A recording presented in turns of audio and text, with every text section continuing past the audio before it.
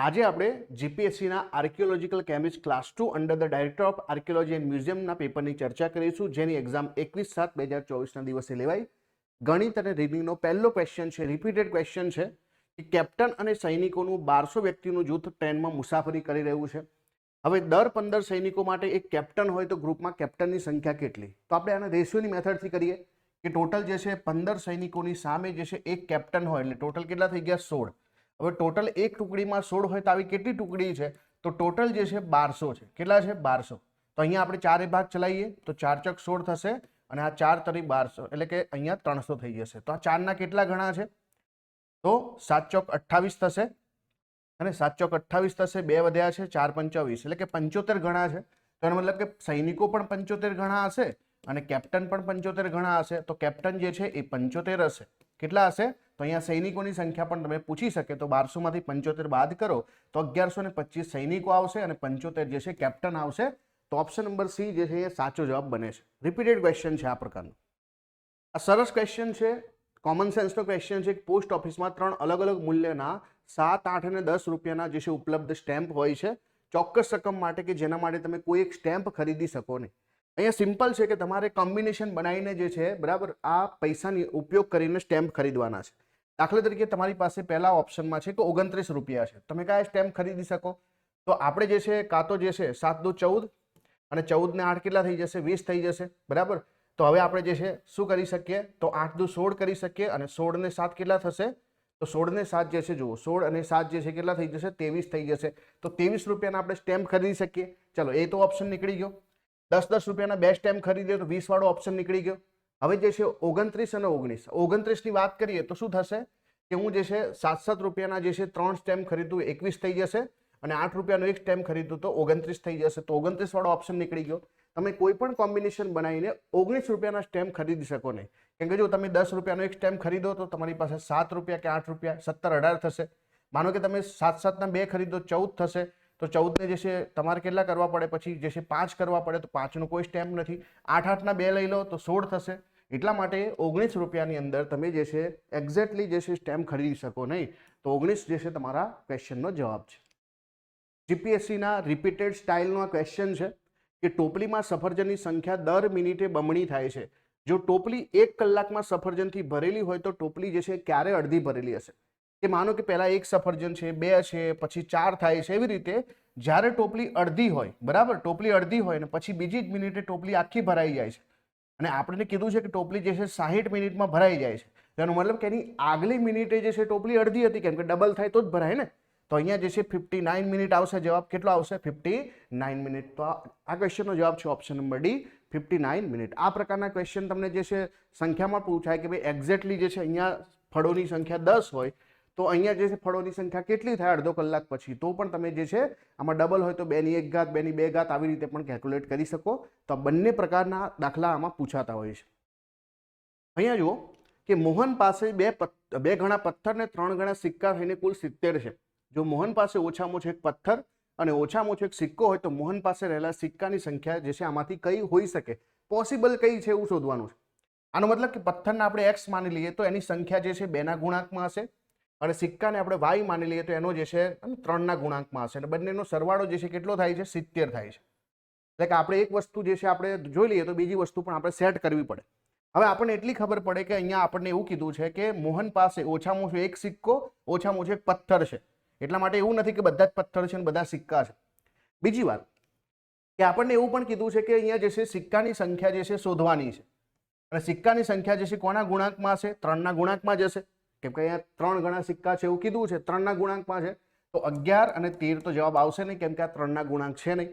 હવે બીજી વસ્તુ, બે ઓપ્શનમાંથી આપણે એક ઓપ્શન પસંદ કરીએ. દાખલા તરીકે આપણે 15 લઈએ છીએ તો સિક્કાની સંખ્યા જો 15 હોય તો જે છે પથ્થર અને સિક્કા બંને ભેગા થઈને 70 થવા જોઈએ. આનો મતલબ કે પથ્થરની સંખ્યા 55 થવી જોઈએ અને પથ્થરની સંખ્યા જો 55 થાય તો એ 2 ના ગુણાંકમાં તો નથી. તો 15 પણ આપણો જવાબ નથી, 12 આપણો જવાબ છે.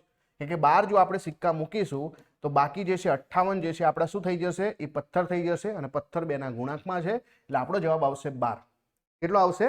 12. તો આવી રીતે જે છે તમારે થોડું કોમન સેન્સ લગાવીને આ ક્વેશ્ચન ગણવાનો હતો. શબ્દમાળાનો ટુકડો 40 સેન્ટીમીટર લાંબો છે, તેને 3 ટુકડામાં કાપવામાં આવે છે. સૌથી લાંબો ટુકડો મધ્યમ કદના ટુકડા કરતાં 3 ગણો લાંબો છે અને સૌથી નાનો ટુકડો સૌથી લાંબા ટુકડા કરતાં 23 સેન્ટીમીટર નાનો છે. તો સૌથી ટૂંકા ભાગની લંબાઈ શોધો. હવે જો આપણને કીધું છે કે ભાઈ આ જે સૌથી મોટો, મધ્યમ અને સૌથી નાનો, આ 3 પ્રકારના ટુકડા છે. મધ્યમ ટુકડો જે છે એના કરતાં જે છે સૌથી મોટો ટુકડો જે છે 3 ગણો લાંબો છે. આને આપણે x માની લઈએ તો આ 3x થઈ જશે.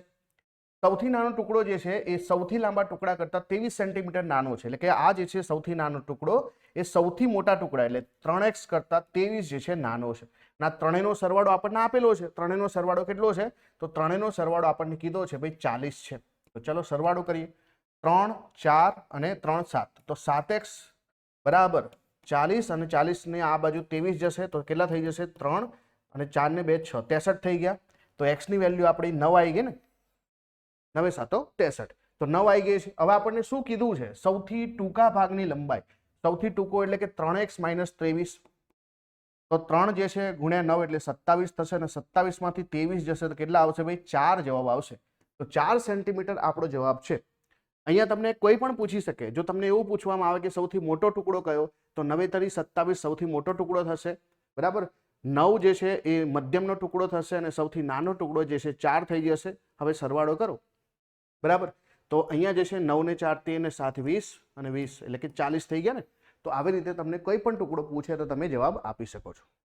આ ક્વેશ્ચન સરસ મજાનો છે કે ભરવાડ પાસે 17 ઘેટા છે, 9 સિવાય બધા મૃત્યુ પામે તો તેની પાસે કેટલા ઘેટા બચ્યા? અત્યારે તો તમને આવડી જાય. એક્ઝામમાં જે છે જ્યારે ભારે પ્રેશર હોય, બરાબર, ગરમી લાગતી હોય તો ત્યારે એવું થાય કે ભાઈ 9 જે છે મૃત્યુ પામ્યા છે તો બાકીના જે છે જીવતા શોધો. પણ એવું નથી લખ્યું. 9 સિવાયના બધા મૃત્યુ પામ્યા છે તો કેટલા જીવે છે? 9 તો જીવે છે ને. તો ઓપ્શન નંબર જે છે ડી તમારો સાચો જવાબ બને છે. તો આ પ્રકારના ક્વેશ્ચન પણ જીપીએસસી પૂછે છે.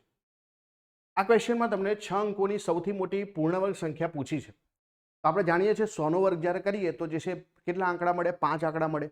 અને 1000 નો વર્ગ કરીએ તો 7 આંકડા મળે. તો આપણે 6 અંકની સૌથી મોટી સંખ્યા શોધવાની. એનો મતલબ 1000 થી નાની સંખ્યાનો વર્ગ એટલે કે 999 નો વર્ગ આપણે શોધવાનો છે.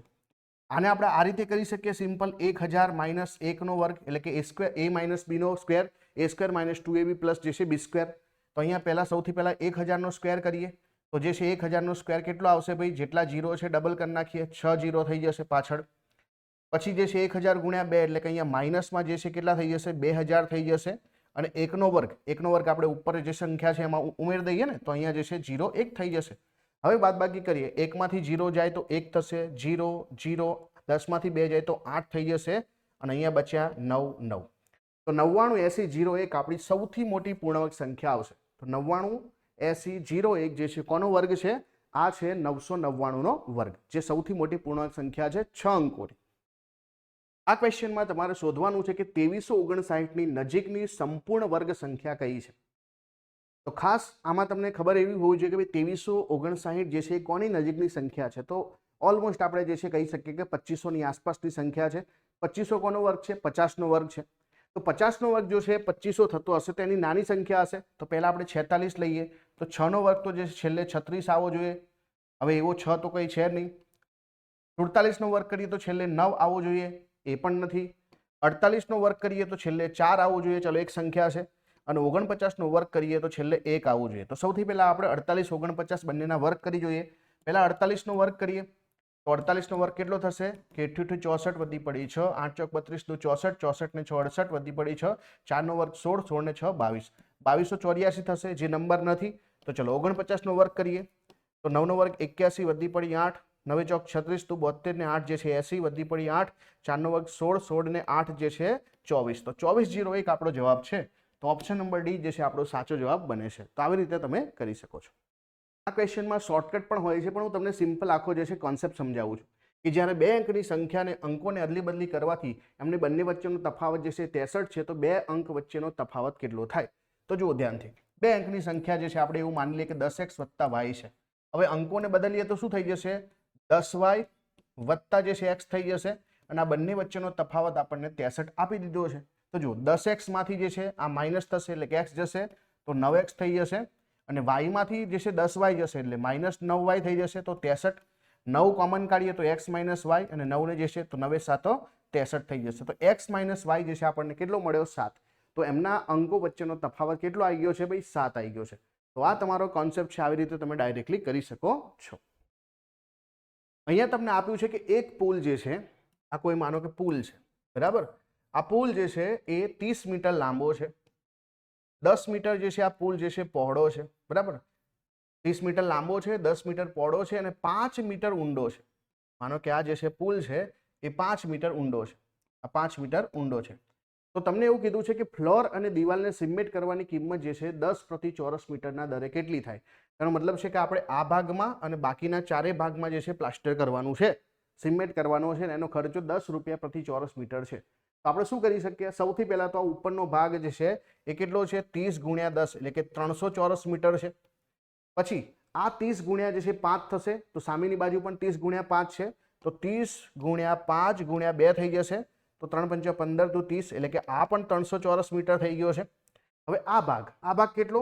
તો આ છે 10 અને આ છે 5, તો 10 × 5 = 50 અને સામેની બાજુ એટલે 50 × 100, તો બીજું કેટલું થઈ ગયું? 100.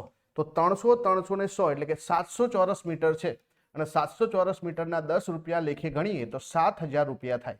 હવે તમે જે છે બધી બાજુ ગણી નાખો તો ભૂલ પડે, નીચેની બાજુ તો પ્લાસ્ટર કરવાનું નથી ને, કેમ કે એના જે છે ફ્લોર ઉપર પ્લાસ્ટર કરવાનું છે અને અહીંયા જે છે દિવાલોની વાત કરી છે, તો એટલા માટે જે છે અહીંયા જવાબ તમારો શું આવશે? 7000 રૂપિયા જવાબ આવશે. બધી બાજુ નહીં કરવાનું. આ દાખલો વારંવાર પરીક્ષામાં પૂછાય છે કે 50 વિદ્યાર્થીઓ સળંગ જે છે બાજુમાં બેઠા છે, રામનું સ્થાન ડાબેથી 15મું છે. માનો કે અહીંયા જે છે રામભાઈ બેઠા છે. કોણ બેઠા છે? રામ. કયા નંબર પર છે? 15. તેમના પહેલા કેટલા લોકો બેઠા હશે? એમના પહેલા જે છે 14 લોકો બેઠા હશે. પછી કીધું છે જતીન જે છે જમણેથી 12મું છે. માનો કે અહીંયા કોઈ જગ્યા પર જતીનભાઈ બેઠા છે, અહીંયા કોઈ જે છે જતીનભાઈ બેઠા હશે, તો એમનું સ્થાન જે છે જમણેથી કયો નંબરનું છે? 12મું છે. એનો મતલબ કે એમની આગળ જે છે 11 લોકો બેઠેલા હશે. રમેશનું સ્થાન જે છે જતીનની ડાબી બાજુએ 5મું છે. હવે જો અહીંયા 14 લોકો છે એટલે 15 લોકો છે, આ બાજુ જે છે કેટલા છે ભાઈ? 12 લોકો છે અને 50 લોકો ટોટલ છે. એટલે આ પોસિબલ છે કે જતીન જે છે, બરાબર, એનાથી રમેશનું સ્થાન જે છે ડાબી બાજુએ છે અને જતીનની ડાબી બાજુએ 5મું છે. એનો મતલબ કે જો હું અહીંયા રમેશભાઈને બેસાડું તો જતીનભાઈ અને રમેશભાઈ વચ્ચે જે છે ટોટલ કેટલા લોકો બેસે? 4 લોકો બેસે, તો જે છે 5મું સ્થાન થાય. તો આપણે હવે રામ અને જે છે રમેશ વચ્ચે કેટલા લોકો બેસે એવું જોવાનું છે. એટલે બાકીના બધા જો આપણે ટોટલ કરી નાખીએ અને 50માંથી બાદ કરીએ તો અહીંયા કેટલા આવશે? તો જુઓ, આ 14 છે, આ 15 છે, તો આ લોકો 15 થઈ ગયા. આ તરફ ગણો, આ 11 છે, આ 12 છે, 12 ને 4 16, 16 ને અહીંયા રમેશ એટલે કે 17 થઈ ગયા. તો 17 + 15 જે છે આને 50માંથી કાઢી નાખીએ તો જુઓ 5 ને 7 કેટલા થઈ જશે? 12. તો અહીંયા જે છે વધી પડી 1 એટલે કે આ 32 થઈ ગયા. તો 50માંથી 32 જાય એટલે 18મું સ્થાન આવશે. એટલે કે 18 લોકો રામ અને રમેશભાઈ વચ્ચે બેઠા હશે. સિમ્પલ તમે કરી શકો છો. આ મેં તમને ગણતરી શીખવાડી છે કે એક્ઝેક્ટલી તમારે કેવી રીતે બેસાડવાના છે. સરસ મજાનો દાખલો છે કે 7 મિત્રો મીસા, મિન્સુ, મોહી, પ્રિયા, વીર, પરી, કૃષિમાંથી દરેકની ઊંચાઈ અલગ અલગ છે અને તમારે સૌથી ઊંચું શોધવાનું છે. સૌથી ઊંચું શોધવાનું છે તો ડાયરેક્ટ ઓપ્શનથી જ કરીએ કે અહીંયા જે સંખ્યા આપેલી છે એમાંથી જ ઉડાવવાનું ચાલુ કરીએ કે કૃષિ માત્ર 3 જણથી ઊંચી છે. તો એનો મતલબ છે કૃષિ સૌથી ઊંચી તો હોય જ નહીં, એટલે કૃષિ જવાબ નહીં આવે. પરી માત્ર વીર કરતાં ઊંચી છે, તો અહીંયા જે છે પરિણામનો ઓપ્શન નથી. ચલો, મીસા મિન્સુ કરતાં ઊંચી છે, એનો મતલબ કે જે અહીંયા જે મીસા છે, બરાબર, મિન્સુ કરતાં ઊંચી છે પરંતુ મોહીથી નથી. એટલે કે મીસા જે છે સૌથી ઊંચી નથી, મોહી એનાથી ઊંચી છે. એનો મતલબ કે આપણી જે છે જવાબમાં જે મિન્સુ કરતાં ઊંચી છે તો મિન્સુ પણ નહીં આવે. ચલો આગળ વધીએ. પ્રિયા મોહી કરતાં ઊંચી છે, તો મોહી સૌથી ઊંચી નથી, એટલે કે અહીંયા મોહી પણ નીકળી જશે. તો આપણો જવાબ શું આવશે? પ્રિયા. ઓપ્શનમાંથી જે છે ડાયરેક્ટ શોધી શકીએ આપણે કે પ્રિયા જે છે આ ક્વેશ્ચનનો જવાબ છે. નીચેનામાંથી અલગ પડતી સંખ્યા કઈ છે? સંખ્યા શોધવાની છે. તો જુઓ તમે 3 પછી 7 છે, તો ડિફરન્સ કેટલાનો છે ભાઈ? 4નો છે. 7 પછી 13 છે, બરાબર, તો 7 ને જે છે 6 જે છે 13 થશે અને 13 ને જે છે 20 એટલે કે 7 થઈ જશે, બરાબર. 20 થી 31 એટલે કે 11 થઈ જશે. 11 થી 43 ની વાત કરીએ તો કેટલા થશે ભાઈ? 12 થઈ જશે અને 13 થી 57 ની વાત કરીએ તો 7 માંથી 3 એટલે કે 14 થઈ જશે. તો જુઓ અહીંયા 4 છે, 6 છે, 12 છે, 14 છે. એનો મતલબ છે કે આ જે છે, બરાબર, 4, 6, 8 અને 10 નો ગેપ હોવો જોઈએ. તો હું જુઓ 13 જે છે, બરાબર, અહીંયા 13 છે, તો 13 ની અંદર 8 એડ કરું તો મારો જવાબ જે છે કેટલો આવે? 21 આવે. અને 21 ની અંદર 10 એડ કરું તો 31 આવે. તો બાકીનું બધું સેટ થઈ જાય છે. તો 20 સંખ્યાઓ અને ગલત છે, ખોટી છે. તો 20 ના બદલે આપણે 21 લેવાનું છે. શું લેવાનું છે? 21. તો ગેપ જે છે 2, 4, 6, 8, 10, 12, 14 થઈ જશે. એટલા માટે અહીંયા સંખ્યા કઈ ખોટી છે? 20 સંખ્યા ખોટી છે. અહીંયા તમને એક દાખલો આપ્યો છે કે એક માણસ 7 કલાકમાં 80 કિલોમીટરનું અંતર કાપે છે. અંશતઃ 8 કિલોમીટર પ્રતિ કલાકના દરે ચાલે છે અને અંશતઃ જે છે 16 કિલોમીટર પ્રતિ કલાકની ઝડપે સાયકલ ચલાવે છે. તો આપણે ચાલવાથી કેટલું અંતર કાપ્યું છે શોધવાનું છે. હવે અહીંયા જે છે આપણે કોઈ સૂત્રનો ઉપયોગ નથી કરતા, સિમ્પલ કોમન સેન્સનો ઉપયોગ કરીએ. એક તરફ ચાલવાનું છે અને એક તરફ જે છે સાયકલ છે. ચાલવાની સ્પીડ 8ની છે, સાયકલની સ્પીડ જે છે 16ની છે અને ટોટલ જે છે આપણે 7 કલાક મુસાફરી કરવાની છે. માનો કે પહેલા હું જે છે 1 કલાક ચાલું તો 8 કિલોમીટર કપાય અને બીજી તરફ જે છે 1 કલાક હું ચાલ્યો છું તો મારે જે છે બાકીના 6 કલાક જે છે સાયકલ ચલાવવી પડે. તો 16 ગુણ્યા 6 કરીએ તો આ જે છે 80 કિલોમીટરથી ટોટલ વધી જશે એટલે આપણો 1 કલાકનો જવાબ નહીં આવે. ચલો બીજા કલાકની વાત કરીએ તો જે છે 2 કલાકમાં 16 કિલોમીટર ચાલીશું તો પછી જે છે 5 કલાક બચશે જેમાં આપણે 16 × 5 80 એટલે કે 80 કિલોમીટર તો સાયકલ જ ચલાવીશું. ટોટલ જ 80 છે તો આ પણ નહીં આવે. ચલો ત્રીજો કલાક 3 કલાક જે છે આપણે ચાલીએ તો 16 અહીંયા જે છે 8 × 3 = 24 થઈ જશે. તો બાકીના 4 કલાક આપણે જે છે ચાલવું પડશે એટલે સાયકલ ચલાવવી પડશે. તો 16 ચોક જે છે 64 થશે. 64 અને 24 80 કરતાં વધી જશે 88 થઈ જશે તો આ પણ નહીં આવે. ચોથો કલાક એટલે કે 4 કલાક ચાલીએ છીએ તો 8 ચોક જે છે 32 થઈ જશે અને બાકીના 3 કલાક બચ્યા છે તો 16 × 3 = 48. હવે સરવાળો કરીએ તો જુઓ 8 ને 2 10 વધી પડી 1 એટલે કે 80 કિલોમીટર આવી ગયું આપણું. તો આનો મતલબ છે કે 32 કિલોમીટર જે છે ચાલ્યા છીએ આપણે. તમને એવું પૂછે કે સાયકલ કેટલી ચલાવી છે તો 48 કિલોમીટર સાયકલ ચલાવી છે. આ બંને જવાબ તમને આમાંથી મળી જાય. તો સિમ્પલ કોઈ પણ સૂત્ર વગર આવા કોમન સેન્સથી દાખલો કરી શકાય. આ સરસ દાખલો છે કે શાળાનો સેન્ટ્રલ હોલ જે છે 18 મીટર લાંબો અને 12.5 મીટર પહોળો છે. માનો કે આ જે છે એક સેન્ટ્રલ હોલ છે, 18 મીટર લાંબો છે, 12.5 મીટર પહોળો છે. હવે તમારે શું કરવાનું છે? દિવાલની નજીક જે છે 50 સેન્ટીમીટરની જગ્યા છોડવાની છે ચારે તરફ અને વચ્ચે કાર્પેટ પાથરી દેવાની છે. તો તમને જે છે શું કીધું છે કે બાકીનો જે ખુલ્લો ભાગ બચે છે એનું ક્ષેત્રફળ કેટલું? એટલે સિમ્પલ છે કે ભાઈ મોટા જે છે લંબચોરસનું ક્ષેત્રફળમાંથી નાના લંબચોરસનું ક્ષેત્રફળ બાદ કરીશું તો ખુલ્લો ભાગ મળશે. તો સૌથી પહેલા 12નો ભાગ કેટલો થશે? 18 × 12.5 થઈ જશે. અને હવે તમે જો બંને બાજુ 18 માંથી બંને બાજુ 0.5 છોડશો તો એ જે છે 17 થઈ જશે, એક બાદ થશે અને આવી રીતે 12.5 છે તો બંને બાજુ 0.5 તો 11.5 થશે. તો આ તમારો જવાબ છે. હવે જુઓ આને સિમ્પ્લિફાઈ કરીએ તો 18 × 125 / 10 થઈ જશે. 5 ભાગ ચાલશે તો 2, 5 ભાગ ચાલશે તો અહીંયા કેટલા થશે? 5 દુ જે છે 10 થઈ જશે, 2 વધ્યા 5 × 5 = 25. હવે જુઓ અહીંયા જે છે 9 ભાગ ચલાવીશું તો અહીંયા જવાબ આપણો આવશે 9 × 25 તો જે છે 225 માઇનસ આ 17 થઈ ગયા ગુણ્યા 115 / 10 કરીએ. સૌથી જે છે પહેલા 17 થી ભાગ ચલાવીએ આપણે તો 17 થી ભાગ ચલાવીશું તો કેટલો થશે? 17 × 5 = 85 વધી પડી 8, 17 × 1 = 17 અને 8 જે છે 25 વધી પડી 2, 17 × 1 = 17 ને 2 = 19 અને જે છે 0.5 આપણે જે છે છેલ્લે ભાગ્યા 10 છે એટલે 0.5 કરીએ. તો જુઓ અહીંયા જે છે 0 માંથી 5 કાઢવાના છે એટલે આપણે જે છે અહીંયા 5 મૂકીશું. અહીંયા 4 થઈ ગયા, 4 માંથી એટલે 14 માંથી 5 જશે તો અહીંયા જે છે 9 થઈ જશે. અહીંયા જુઓ તમે હવે કેટલા બચ્યા? 1 અને 21 માંથી 19 જશે એટલે 2 તો 29.5 તમારો જવાબ છે. તો 29.5 ચોરસ મીટર જે છે આ આપણા ક્વેશ્ચનનો જવાબ છે, ખુલ્લા ભાગનું ક્ષેત્રફળ. આ ક્વેશ્ચન જુઓ તમે કે મનોજે એક પુસ્તકનો 2/8 ભાગ વાંચ્યો હતો. આજે એણે 12 પેજ વાંચ્યા તો પુસ્તકમાં 72 પેજ બાકી હોય તો પુસ્તકમાં કેટલા પેજ છે? પહેલી નજરે તમે શું કરો કે 12 પેજ વાંચી લીધા છે ને 72 બાકી છે, બંનેનો સરવાળો કરો, ઓપ્શનમાં જ નથી. પણ ખરેખર ક્વેશ્ચન શું પૂછ્યો છે કે મનોજભાઈ જે છે ઓલરેડી પહેલા 2/8 ભાગ વાંચી લીધો છે. એનો મતલબ કે 6 ભાગ બાકી છે ને. કોઈ પણ પુસ્તકના 8 ભાગ હોય તો 2 ટુકડા વાંચી લીધા છે તો 6 ભાગ બાકી છે અને આજે પાછા એમાંથી એમણે 12 પેજ વાંચી લીધા છે અને 72 પેજ બાકી છે. એનો મતલબ કે જે છઠ્ઠો ભાગ છે ને આના બરાબર છે અને આપણે તો ટોટલ જે છે પુસ્તક શોધવાનું છે એટલે 8 ભાગ શોધવાના છે. તો જો 6 નો જે છે કિંમત કેટલી થાય છે? 2 ને 2 4 થાય છે અને 7 ને 1 8 થાય છે. એટલે કે 6 ભાગ જો 84 બરાબર હોય તો 8 ભાગ બરાબર કેટલા? તો અહીંયા શું થશે કે 84 × 8/6. ક્લિયર? હવે જો અહીંયા 6 ભાગ ચલાવીએ તો કેટલા થશે? 6 × 6 વધ્યા કેટલા? 2 તો 6 ચોક 24 તો 14 × 8 થશે તો 8 ચોક 32 વધી પડી 3, 8 × 8 ને 3 11, 112 પેજ થશે. કેટલા?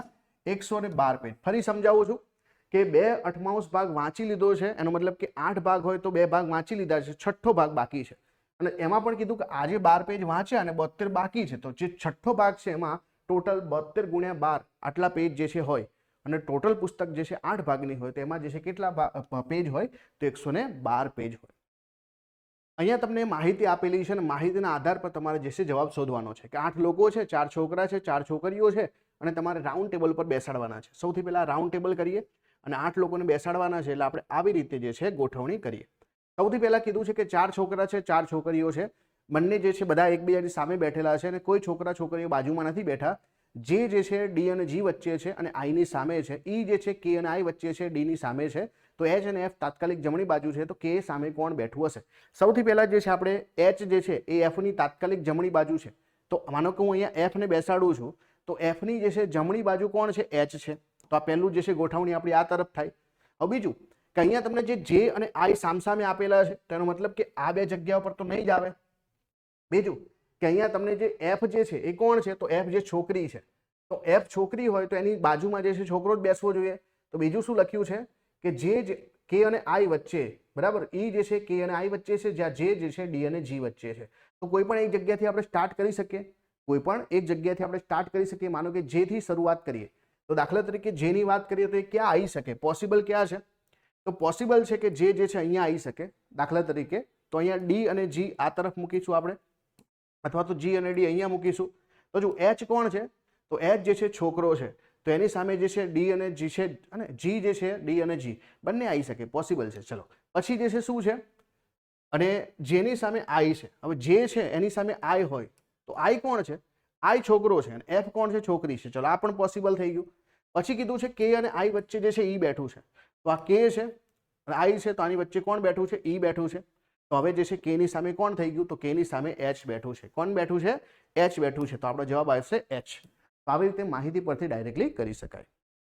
અહીંયા તમને એક શબ્દ આપેલો છે અને આમાંથી પ્રથમ, ત્રીજો અને પાંચમો, છઠ્ઠો અક્ષર લઈને તમારે એક મિનિંગફુલ શબ્દ બનાવવાનો છે. કેટલા શબ્દ બની શકે? સૌથી પહેલા પહેલો લેટર છે ઈ, ત્રીજો લેટર છે એમ, પાંચમો લેટર જે છે એ એલ છે અને છઠ્ઠો લેટર છે એ છે.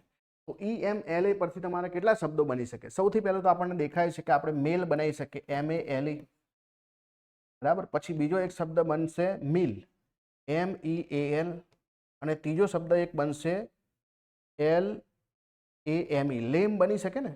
તો આ 3 શબ્દ બની શકે. કેટલા બની શકે? 3 શબ્દ, 3 મિનિંગફુલ શબ્દ બની શકે, જેનો અર્થ નીકળી શકે એવા 3 જે છે આપણા શબ્દ બની શકે. અહીંયા તમને રીડિંગનો એક જે છે ક્વેશ્ચન છે કે 4 માંથી 3 શબ્દો ચોક્કસ રીતે સરખા છે ને એક અલગ પડે છે. ગોગલ્સ છે, સ્પેક્ટિકલ્સ છે, બાયફોકલ છે અને ઓપ્ટિકલ રીડર છે. તો ઓબ્વિયસલી છે આ 3 શબ્દો સરખા છે. ઓપ્ટિકલ રીડર જે છે આમાંથી અલગ પડતો શબ્દ છે. ચલો બીજો ક્વેશ્ચન છે રીડિંગનો કે તમને અહીંયા આ પ્રમાણે આપેલું છે આઈવરી થી જે છે અહીંયા, તો એ રીતે આઈ થી આપણે ઝેડ જઈએ તો સી થી જે છે આપણે ક્યાં પહોંચી શકીએ? તો આઈ થી ઝેડ જવા માટે આઈ તો 9 છે, ઝેડ જે છે 26 છે, તો કેટલાનું અંતર કાપવું પડે? 17 નું અંતર. તો સી છે 3 અને આમાં 17 નું અંતર કાપીએ તો 19 આવે, અને 19 નો મતલબ એસ આવે. તો એસ આપણો જવાબ છે. SNFDB. SNFDB. કેમ આવું કર્યું મેં? કેમ કે બધા લેટર અલગ છે એટલે ડાયરેક્ટલી આપણે કરી શકીએ. આ સરસ દાખલો છે કે યુનિવર્સિટીમાં 4 વિભાગ છે.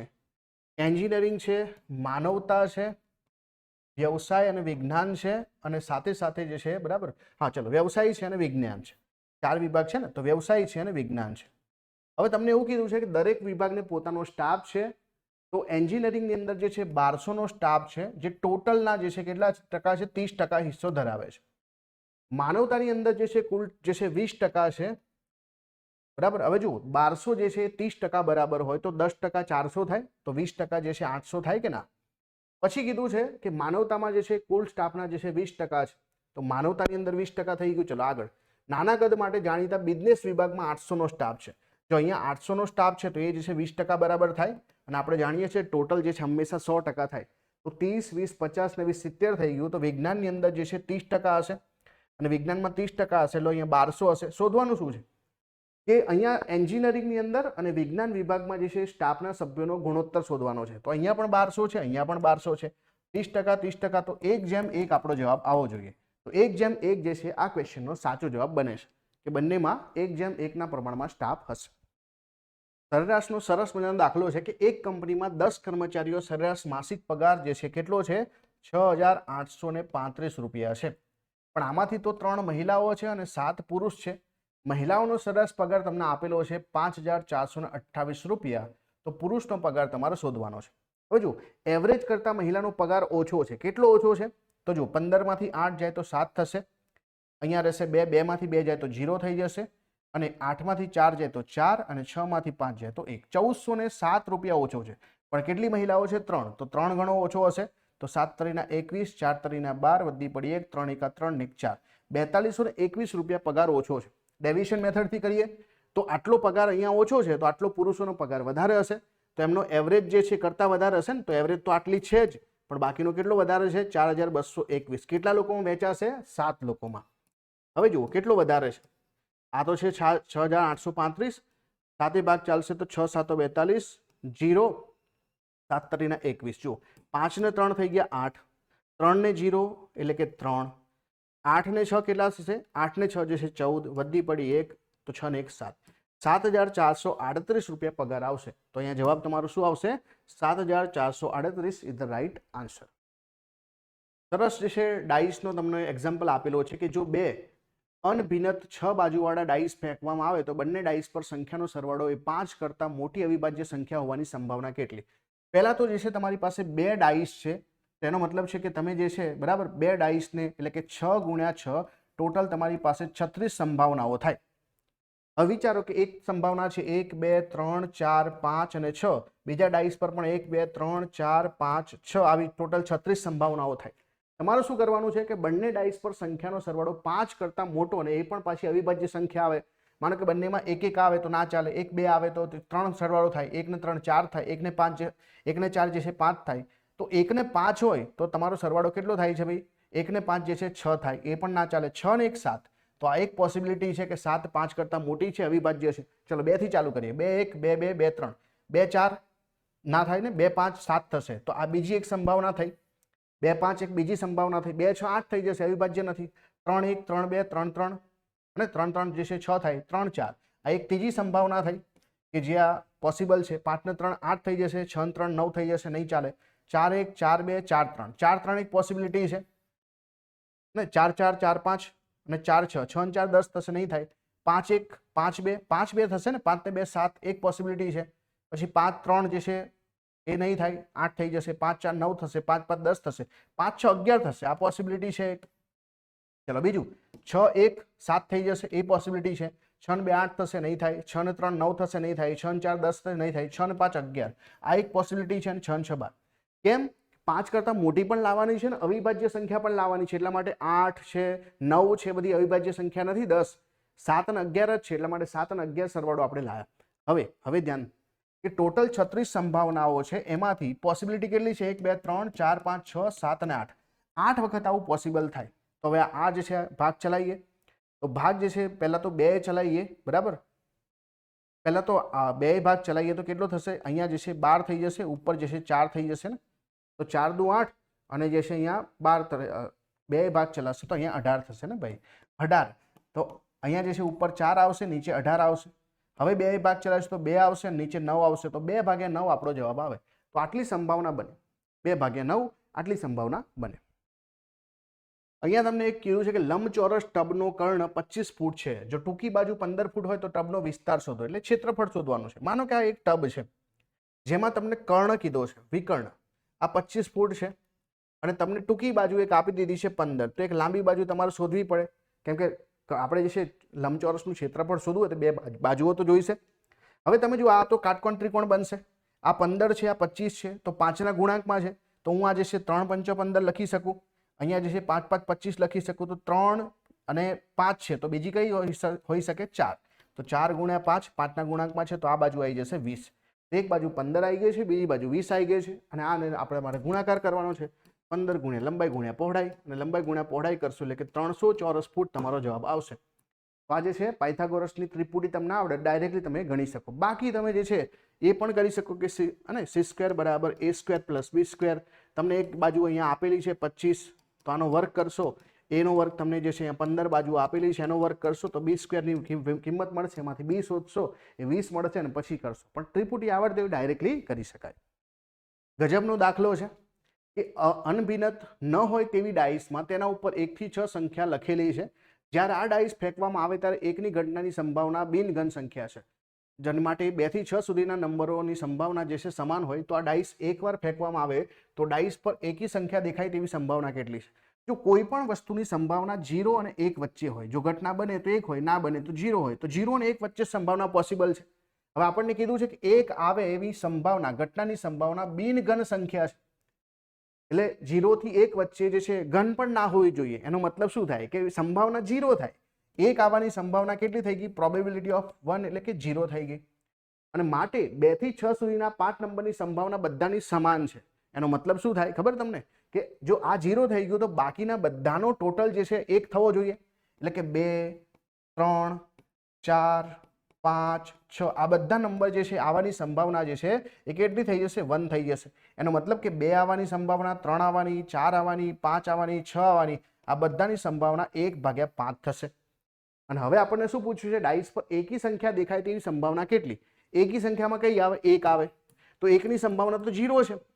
પછી 2 નહીં, 3, 3 એટલે કે અહીંયા 1/5 અને 5 એટલે કે 1/5. તો આ ત્રણેયનો સરવાળો કરીએ.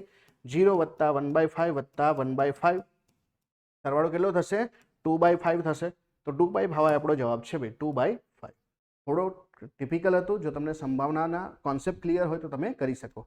કેમ કે 1 ની સંભાવના તમને શું કીધું? બિનઘન સંખ્યા છે, નોન પોઝિટિવ નંબર. અને સંભાવના હંમેશા 0 થી 1 વચ્ચે હોય, તો નેગેટિવ તો હશે નહીં. એટલે 1 ની સંભાવના જે છે 0 થઈ જશે.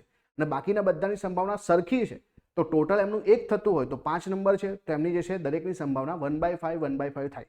અને એ રીતે આપણે એકી સંખ્યા શોધવા માટેનો સરવાળો કર્યો છે. આઈ હોપ કે એકવાર ફરીથી જોઈ લેજો, ના ખબર પડે તો ક્લિયર થઈ જશે. અહીંયા તમને એક સિરીઝ આપેલી છે સમાંતર શ્રેણી. આમાં કોઈ સૂત્ર મૂકવાની જરૂર નથી. તમને પહેલું ઋણ પદ કીધું છે. જો 25 પછી 20 છે, આ પહેલું પદ છે, આ બીજું પદ છે ને 20. ડિફરન્સ કેટલો છે? 5 નો. તો ચલો ડિફરન્સ ઓછો કરતા જઈએ. 5 છે, 0 છે અને -5. ચલો તો આ પહેલું પદ, આ બીજું, આ ત્રીજું, આ ચોથું, આ પાંચમું, આ છઠ્ઠું. તો કયું પહેલું પદ ઋણ આવ્યું છે? 7મું પદ. તો ઓપ્શન નંબર સી તમારો જવાબ બને. સિમ્પલ છે ને, આમાં કોઈ સૂત્ર મૂકવાની જરૂર ના પડે. અહીંયા તમને સિમ્પલ ગુણોત્તર આપ્યો છે ને એની કિંમત શોધવાની છે કે ભાઈ 1.2 ભાગ્યા 3.9 બરાબર 2/1. હવે સિમ્પલ છે, બંનેમાં પોઈન્ટ છે તો પોઈન્ટ નીકળી જશે. તો એ બરાબર 2 ગુણ્યા 39/12 થઈ જશે. અને અહીંયા જે છે 2 ભાગ ચાલશે તો 6 થશે. તો એની કિંમત જે છે 39/6 થશે. તો છાએ 36 બરાબર, વધ્યા 3 એટલે 0 થઈ ગયા. 6 35 તો 6.5 જવાબ આવે. અહીંયા કેટલો જવાબ આવશે? 6.5 જે છે આપણો જવાબ થાય. ઓપ્શન નંબર એ જે છે આ સાચો જવાબ છે. રેશિયોનો સરસ દાખલો છે કે ભાઈ પહેલી સંખ્યા જે છે અને બીજી સંખ્યાનો ગુણોત્તર 5:6 છે. તો એક સંખ્યા આપણે 5 ના ગુણાંકમાં છે, બીજી 6 ના ગુણાંકમાં છે. હવે બીજી અને ત્રીજી સંખ્યા 9:10 ના પ્રમાણમાં છે. હવે જો આ ત્રણેય સંખ્યાનો રેશિયો આપણે સરખો કરવો પડે. તો આ 9 છે, આ 6 છે. તો આને પણ 3 વડે ગુણીએ, આને 3 વડે ગુણીએ તો બંને સંખ્યાઓ સરખી થઈ જશે. તો આને જો 3 વડે ગુણીએ તો જે છે આ કેટલી થશે? 5 તરી 15, 6 તરી 18 થઈ જશે. આને આપણે 3 વડે ગુણીએ તો 18 થઈ ગઈ. આને પણ 3 વડે ગુણવી પડશે, 2 વડે ગુણવી પડશે. 9 × 2 = 18 એટલે આને પણ 2 વડે તો 20 થઈ ગઈ. હવે જો 15, 18 ને 20, 20 ને 10 છે 30, 35, 35 ને 10 કેટલા થઈ ગયા? 45, 45 ને 8, 45 ને 8 કેટલા થયા? 45 ને 8 જે છે 53 થાય. બરાબર. તો 53 ની વેલ્યુ આપણને 106 આપેલી છે. કેમ કે ટોટલ સરવાળો 106 છે. તો એનો મતલબ કે આ બધાના ડબલ કરવા પડે. તો અહીંયા તમને શું કીધું છે? બીજો નંબર શોધો. બીજો નંબર કેટલો છે? 18. આના પણ ડબલ કરો તો આપણો નંબર જે છે 36 થઈ જશે. અહીંયાથી પહેલો, બીજો, ત્રીજો જે નંબર શોધવો હોય શોધી શકાય. કારણ કે બધાના ડબલ કરવાના છે. કોના ડબલ? તો જુઓ, પહેલો નંબર જે છે 30 આવશે, બીજો નંબર 36 આવશે અને જે ત્રીજો નંબર છે એ 40 આવશે. અને ટોટલ સરવાળો કરશો તો 106 આવશે. તો આપણો જવાબ થયો. આ સરસ દાખલો છે કે જો મુદ્દલ 5000 8 વર્ષમાં 10,000 બની જાય છે તો બેંકમાં સાદા વ્યાજનો દર શું હોય? જો મુદ્દલ તમારું 5000 નું 10,000 થઈ ગયું એનો મતલબ કે ડબલ થઈ ગયું. ડબલ એનો મતલબ જે છે કે આપણે ડાયરેક્ટલી જે છે 100 ભાગ્યા જે છે n લખીએ છીએ. આ તમારો રેટ ઓફ ઇન્ટરેસ્ટ મળશે. પણ આવે છે ક્યાંથી? આ તો આપણે ખબર છે કે જ્યારે પણ આપણે સૂત્ર મૂકીએ છીએ I = PRN / 100.